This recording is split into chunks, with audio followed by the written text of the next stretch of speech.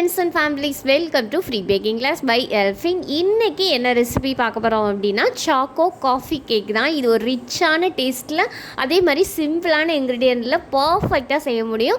இந்த நான் கொடுத்துருக்க மெஷர்மெண்ட்டை பயன்படுத்தி நீங்கள் பண்ணிங்கன்னா கண்டிப்பாக நீங்களும் ஒரு பர்ஃபெக்டான சாக்கோ காஃபி கேக் பண்ணி எடுத்துடலாம். ஸோ நீங்கள் ஃப்ரீயாகவே பேக்கிங் கற்றுக்கணுமா, பேக்கிங்கிறதுக்கு ஆவலாக பக்கத்தில் கிளாஸஸில் ஜஸ்ட் எங்கள் சேனலை சப்ஸ்கிரைப் பண்ணி ஃப்ரீ பேக்கிங் கிளாஸில் ஜாயின் பண்ணிக்கோங்க. இது முற்றிலும் இலவசமாக வழங்கக்கூடிய ஒரு கேக் பயிற்சி வகுப்பு. இதுக்கு நீங்கள் எந்த ஒரு காசும் கட்ட தேவையில்லை, எந்த ஒரு படிப்பும் தேவையில்லை. ஸோ ஜஸ்ட்டு சேனலை சப்ஸ்கிரைப் பண்ணி ஃப்ரீ பேக்கிங் கிளாஸில் ஜாயின் பண்ணிக்கோங்க. இது முற்றிலும் இலவசமாக வழங்கக்கூடிய ஒரு கேக் பயிற்சி வகுப்பு. உங்களுக்கு உதவலாட்டியும் உதவுற ஒருத்தவங்களுக்கு ஷேர் பண்ணிங்கன்னா அவங்களுக்கு இன்னுமே யூஸ்ஃபுல்லாக இருக்கும். அதே மாதிரி எங்களுடைய சேனல் உங்களுக்கு பிடிச்சிருந்துச்சுன்னா லைக் பண்ணி, ஷேர் பண்ணி, கமெண்ட் பண்ணி, சப்ஸ்கிரைப் பண்ணுங்கள் அண்ட் ஷேர் பண்ணுங்கள். Thank you for all. இந்த ரெசிபி எப்படி பண்ணலான்னு சொல்லிட்டு நம்ம வீடியோக்குள்ளே பார்க்கலாம். வாங்க வீடியோக்குள்ளே போகலாம். ஒரு பாத்திரத்தில் சுடுதண்ணி எடுத்துக்கலாம். இந்த சுடுதண்ணி அடுப்பில் இருந்து கொதித்த உடனே நான் எடுத்துட்டேன். அது மேலே ஒரு ஈரமில்லாத பாத்திரம் வைக்கணும். ஃபஸ்ட்டு கரெக்டாக 60 கிராம் அளவு டார்க் காம்பவுண்ட் சாக்லேட் எடுத்திருக்கேன். இது கப் மெஷர்மெண்ட்டில் 1 கப் அளவு, அதாவது 250 ml கப்பில் 1/4 கப் அளவு. நீங்கள் சாக்லேட் சிப்ஸாக இருந்தால் கூட அப்படி எடுத்துக்காங்க. நீங்கள் கிராம்ஸில் அளக்குறீங்கன்னா கரெக்டாக 60 கிராம் அளவு எடுத்துகிட்டு இந்த மாதிரி டபுள் பாயில் மெத்தடில் மெல்ட் பண்ணி எடுத்துக்காங்க. எதுவும் இல்லாத அளவுக்கு இந்த மாதிரி மெல்ட் பண்ணதுக்கப்புறம் நம்ம கீழே இருக்க சுடுதண்ணி பாத்திரத்துலேருந்து மேலே எடுத்துட்டு தனியாக வச்சிடலாம். இப்போ இதில் கரெக்டாக 5 டேபிள் ஸ்பூன் அளவு வாசனை இல்லாத எண்ணெய் பயன்படுத்துகிறேன். வாசனை இல்லாத எண்ணெய் அப்படின்னா கரெக்டாக கோல்டு வின்னர், ஃபார்ம் ஆயில் அல்லது உருக்குன வெண்ணெய் அதை தான் சேர்க்கணும். இதில் எல்லாத்துலேயும் ஃப்ளேவர் இருக்காது. ஸோ இதை தான் நம்ம யூஸ் பண்ணணும். நல்லெண்ணெய், தேங்காய் எண்ணெய், கடலை எண்ணெய் அதிலெல்லாம் அதோட ஃப்ளேவர் வரும். ஸோ அந்த மாதிரி எண்ணெய் பயன்படுத்தக்கூடாது. இந்த எண்ணெய் 30 கிராம் அளவு நம்மளுக்கு இந்த எண்ணெயோட வெயிட் வரும். இதை சேர்த்துட்டு நல்லா நம்ம ரெண்டையும் மிங்கிள் ஆகிற அளவுக்கு மிக்ஸ் பண்ணி எடுத்துக்கலாம். அதாவது எண்ணெயும் சாக்லேட்டும் நல்லா மிக்ஸ் ஆகணும். சாக்லேட் சூடோடு இருக்கும்போதே இந்த எண்ணெயை ஊற்றிடுங்க. சூடு ஆறணும்லாம் அவசியம் இல்லை. நாட்டு சர்க்கரையை நான் பொடி பண்ணி மிக்சியில் அரைச்சி வச்சுருக்கேன். இது 250 ml கப்பில் கப் ப்ளஸ் ஒரு டீஸ்பூன் அளவு எடுத்துக்கோங்க. மொத்தம் 55 கிராம் அளவு வர்ற மாதிரி இருக்கும். நீங்கள் நாட்டு சர்க்கரைக்கு பதிலாக ஒயிட் சுகர் பயன்படுத்துகிறதா இருந்தாலும் இதே அளவு பயன்படுத்திக்கலாம். இதை சேர்த்துட்டு நல்லா மிங்கிள் ஆகிற மாதிரி நல்லா அதாவது விஸ்க் வச்சே நீங்கள் நல்லா அடித்து எடுங்க. இதுக்கு பீட்ரெலாம் தேவையில்லை, நார்மல் விஸ்க் இருந்தாலே போதும். இந்த மாதிரி கலந்து எடுத்ததுக்கப்புறம் நார்மல் ரூம் டெம்பரேச்சரில் இருக்க முட்டை நான் ஒரு முட்டை பயன்படுத்தியிருக்கேன். இந்த ஒரு முட்டையை சேர்த்ததுக்கப்புறம் 50 ml கப்பில் ரூம் டெம்பரேச்சரில் இருக்க தயிர் 1/4 கப் அளவு எடுத்திருக்கேன். அதாவது இதோட கிராம்ஸ் 50 கிராம் அளவு.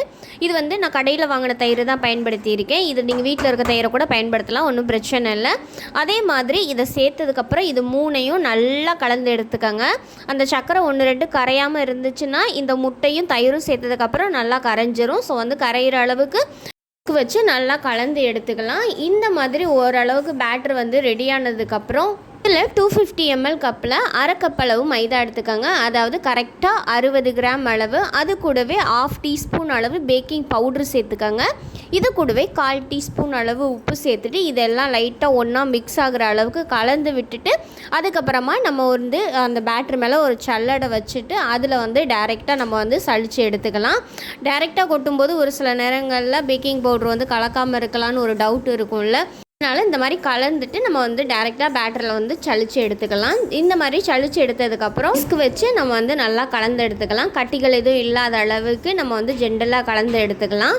இந்த மாதிரி கலந்ததுக்கப்புறம் அது ஒரு ஓரமாக வச்சுட்டு கரெக்டாக 50 கிராம் அளவு சுடு தண்ணி எடுத்திருக்கேன். இந்த தண்ணி சூடாக தான் இருக்குது. இதில் 1/2 டீஸ்பூன் அளவு காஃபி தூள் சேர்த்துக்கோங்க. அதாவது நான் Bru coffee, instant coffee powder தான் சேர்த்துருக்கேன்.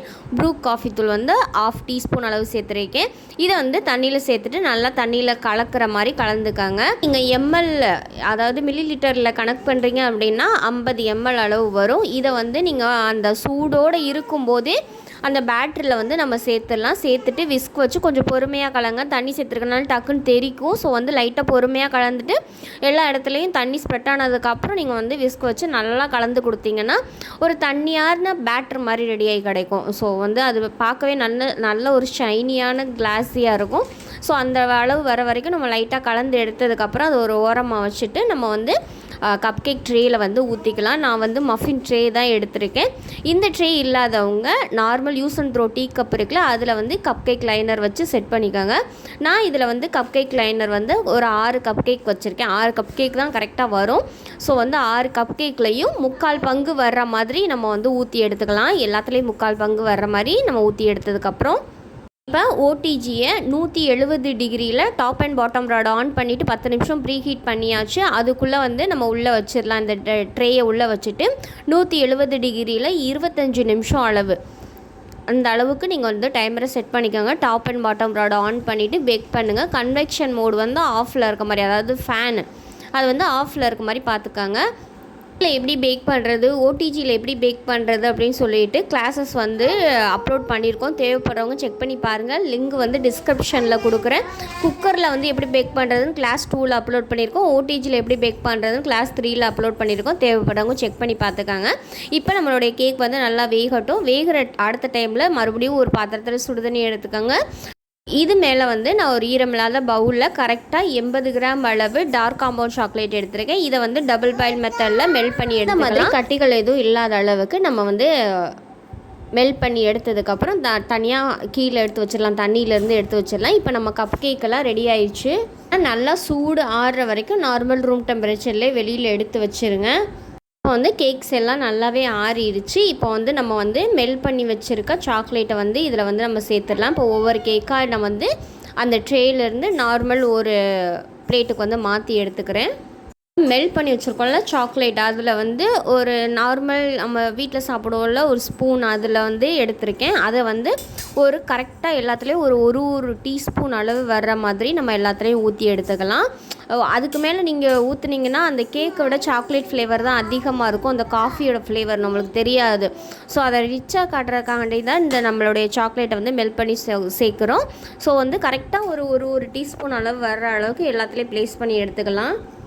எல்லாத்துலேயும் அந்த ஒரு டீஸ்பூன் அளவு சாக்லேட் வச்சதுக்கப்புறம் இது வந்து நார்மல் டீஸ்பூன் இருக்குல்ல, அதில் வந்து 1/4 டீஸ்பூன் அளவு டீஸ்பூன் இருக்கும்ல, அதை எடுத்துக்கோங்க. தோசை சுடுற மாதிரி நீங்கள் அப்படியே ஷேப் கொடுத்தீங்கன்னா அதில் வந்து வேவ்ஸ் மாதிரி, அதாவது ஒரு ரோஸோட வேவ்ஸ் மாதிரி தெரியும். சும்மா வெறுமனே பேலட் நைஃப் வச்சு அப்பி விடுறதுக்கு இந்த மாதிரி பண்ணும்போது கொஞ்சம் வேவ்ஸ் மேடும் தாவும் மாதிரி அந்த மாதிரி ஒரு ரோஸ் மாதிரி இருக்கும். ஸோ வந்து பார்க்கவும் கொஞ்சம் நீட்டாக இருக்கும், ப்ளசண்ட்டாக இருக்கும். ஸோ இந்த மாதிரி ஒரு சின்ன மெஷரிங் ஸ்பூன் தான், அதை எடுத்து இந்த மாதிரி தோசை மாதிரி சுட்டு எடுத்திங்கன்னா உங்களுக்கு வேவ்ஸ் மாதிரி வந்துடும். தேவைன்னா போட்டுக்கோங்க, இல்லை சும்மா அப்ளை பண்ணுற மாதிரி இருந்தாலும் அப்ளை பண்ணிக்கோங்க, ஒன்றும் பிரச்சனை இல்லை. மேலே வந்து நான் ஸ்ப்ரிங்கிள்ஸ் எடுத்திருக்கேன். இந்த ஸ்ப்ரிங்கிள்ஸ் வந்து கலராக இருக்கும்ல, அந்த ஸ்ப்ரிங்கிள்ஸ் தான் எடுத்திருக்கேன். பார்த்தோன்னா கொஞ்சம் அட்ராக்டிவாக இருக்கும். இல்லை நீங்கள் கோல்டு சில்வர் அந்த மாதிரி எது பயன்படுத்துகிறதா இருந்தாலும் இது மேலே நீங்கள் வந்து தூவி எடுத்துக்கலாம். இது பார்க்க பாருங்கள், அந்த ரோஸோட எஃபெக்ட் மாதிரி இருக்கா. இதில் வந்து ஒரு 2 கப்பில் மட்டும் நான் போட்டிருக்கேன். மற்றதில் வந்து ஏன்னா நாங்கள் தானே சாப்பிட போகிறோம், எனக்கு வந்து அந்த ஸ்ப்ரிங்கிள் போடுறது பிடிக்காது. ஸோ வந்து நான் வந்து வெறுமனே சாப்பிட்றதுக்காக வச்சுட்டேன். இந்த மாதிரி வேணும்னா நீங்கள் தூவிக்கலாம், இல்லை வேண்டாம் சும்மாவே இருக்கட்டும்னாலும் ஒன்றும் பிரச்சனை இல்லை. இல்லை இதை வந்து இன்னும் கிராண்டாக நீங்கள் காட்டணும் அப்படின்னு நினச்சிங்கன்னா ஒயிட் சாக்லேட் இருக்குல்ல, ஒயிட் சாக்லேட்டில் கனாஸ் மாதிரி பண்ணிவிட்டு, அதாவது கனாஷ் இல்லை நார்மலாக டபுள் பாயில் மெத்தடில் வந்து மெல்ட் பண்ணிவிட்டு அப்படி இப்படி ஜிக்ஸாக் கோடு மாதிரி போட்டு விட்டிங்கன்னா அதுவும் இன்னும் கொஞ்சம் பார்க்க லுக்காக தான் இருக்கும். இது சாப்பிடவும் செம்மையாக இருக்குங்க. நிஜமாலுமே சொல்கிறேன், அந்த காஃபியோட ஃப்ளேவர் வந்து அவ்வளோ ரிச்சாக இருக்கும். எனக்கு வந்து காஃபி ஃப்ளேவர் சாக்கோ காஃபி அப்படின்னு கேட்டாலே எனக்கு மைண்டில் ஓடுறதெல்லாம் நம்மளுக்கு ஒரு பீஸ் எக்ஸ்ட்ரா ஆகிற மாதிரி தான் நம்ம பேக் பண்ணணும் அப்படிங்கிற மாதிரி இருக்கும். ஏன்னா இந்த கேக் வந்து வாங்குறவங்க கண்டிப்பாக என்கிட்ட வந்து ரெகுலராக கேட்பாங்க. சும்மா ஃபெஸ்டிவல்னால் கூட கேட்க மாட்டாங்க, சும்மா சாப்பிட்டு பார்க்க நல்லா இருக்குது அப்படின்னு சொல்லிட்டு கேட்பாங்க. ஸோ வந்து இந்த கேக் அவ்வளோ சூப்பராக இருக்கும். காஃபியோட ஃப்ளேவர், காஃபி வந்து யாருக்கு பிடிக்குமோ அவங்களுக்கு எல்லாம் அந்த கேக் ரொம்ப பிடிக்கும், அந்த அளவுக்கு இருக்கும். ஒரு நார்மல் க்ரீம் கேக் சாப்பிட்ற ஃபீலே இருக்காது, அவ்வளோ ஒரு ரிச்சான டேஸ்ட்டாக இருக்கும். ஸோ கண்டிப்பாக நீங்கள் எல்லோரும் ட்ரை பண்ணுங்கள். ட்ரை பண்ணிவிட்டு நீங்கள் ஃபீட்பேக் நிறைய பேர் சொல்கிறீங்க, அது எனக்கு ரொம்பவே சந்தோஷமாக இருக்குது. ரெண்டாவது நீங்கள் நான் சொல்கிறத நம்பி நீங்கள் பண்ணுறீங்கிறது வந்து அது வேறு விஷயம். அது எனக்கான நம்பிக்கைன்னு நான் நினைக்கிறேன். என்னை நம்பி நீங்கள் அந்த ரெசிபியை வந்து ட்ரை பண்ணுறது ரொம்பவே சந்தோஷமாக இருக்குது. உங்கள் எல்லாருக்கும் ரொம்பவே நன்றி. Thank you for all. இந்த கேக் வந்து நீங்கள் வந்து க்ரீம் ஊற்றிட்டு ஓப்பன் பண்ணியே காமிக்கலையே அப்படின்னு நினைப்பீங்களா, பாருங்கள் இந்த அளவுக்கு மாய்ஸ்ட்டாக அடர்த்தியாக இருக்கும் கேக்கு. ஸோ செம்ம சாஃப்டாக இருக்கும்.